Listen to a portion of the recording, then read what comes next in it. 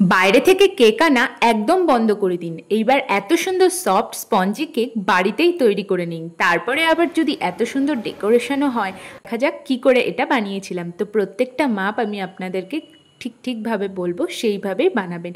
তো 1 কাপ মতো চিনি নিয়ে সেটাকে গুঁড়ো করে নিয়েছিলাম। তারপর তাতে 2টো ডিম ফাটিয়ে দিয়ে দিচ্ছি। এবার দেওয়ার পরে এখানে সবচেয়ে যেটা ইম্পর্টেন্ট কাজ সেটা হচ্ছে এই মিক্সচারটাকে ভালো মতো ফেটানো। তো এইটা অনেকটা ধৈর্য ধরে পেশেন্স নিয়ে করতে হবে, তাড়াহুড়ো করলে কিন্তু একদম হবে না। এই যে এইভাবে ফেটাতে ফেটাতে ফেটাতে যখন এটা এই রকম ফেনার মতো হয়ে আসবে, তখন বুঝতে হবে যে এটা হয়ে গেছে। হ্যাঁ, অনেকে এটা মিক্সিতেও করে নিতে পারেন, কিন্তু আমি দেখেছি হাত দিয়ে করলেই এটা বেশি ভালো হয়। তারপরে ওর মধ্যে 1 কাপ মতো সাদা তেল দিয়ে দিচ্ছি। আমি কিন্তু প্রথম থেকেই একটাই কাপ ইউজ করেছি, আর ওই কাপের মাপেই সব কিছু নিচ্ছি। তারপরে ওই ফ্যাটানো ডিম আর চিনির মিক্সচারটাকে সরিয়ে রেখে এখানে 1.5 কাপ মতো ময়দা, আর তাতে 1/2 কাপেরও কম কোকো পাউডার আর 1 চামচ মতো বেকিং পাউডার দিয়ে এইবার এই মিক্সচারটাকেও ভালোভাবে মিশিয়ে নিচ্ছি। তারপরে যে ফেটিয়ে রেখেছিলাম ডিমটা, সেইটাকে এর মধ্যে দিয়ে দিচ্ছি। দেখুন কি সুন্দর ফেনার মতো হয়ে আছে। এইবার এটাকে ভালোভাবে মেশাতে হবে, তাড়াহুড়ো করলে কিন্তু একদম হবে না।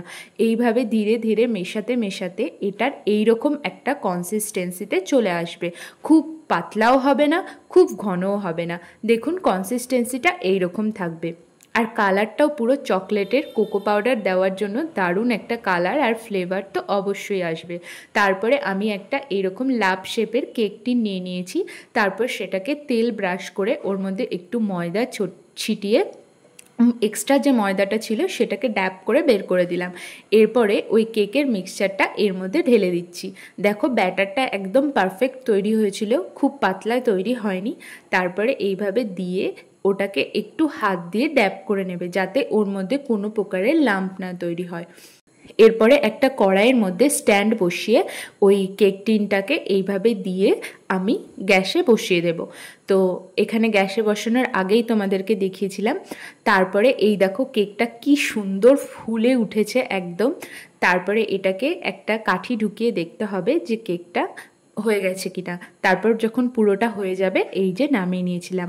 দেখো হাত দিয়ে আমি তোমাদেরকে প্রেস করে দেখাচ্ছি যে কেকটা কতখানি সফট হয়েছিল, আর খেতেও কিন্তু খুব সুন্দর হয়েছিল। আমি এই কেকটা অনেকবার বাড়িতে বানিয়েছি, তাই তোমাদের সাথে প্রত্যেকবার কিভাবে ডেকোরেশন করেছিলাম সেইটাই শেয়ার করি। কেকের উপরে চকলেটের সিরাপ দিয়ে ওপর থেকে চকো চিপস ছিটিয়ে দিয়েছিলাম। আর এই যে সাদা গোলাপের মতো দেখছো, এটা অরিও বিস্কুটের ক্রিম দিয়ে বানানো। আর একদিন এটাকে আমি ওপর থেকে জেমস দিয়ে ডেকোরেট করেছিলাম। তো তোমরাও এরকম আমার মতো বাড়িতেই কেক বানিয়ে খেও, দেখো এইভাবে বানালে কেকটা এত টেস্টি হয়। যারা চকলেট পছন্দ করো না, তারা কোকো পাউডার ছাড়া বানাবে। আর এইরকম রেসিপির জন্য আমার চ্যানেলটাকে অবশ্যই সাবস্ক্রাইব করে দিও। তোমাদের একটা লাইক আর কমেন্ট আমার জন্য খুব জরুরি।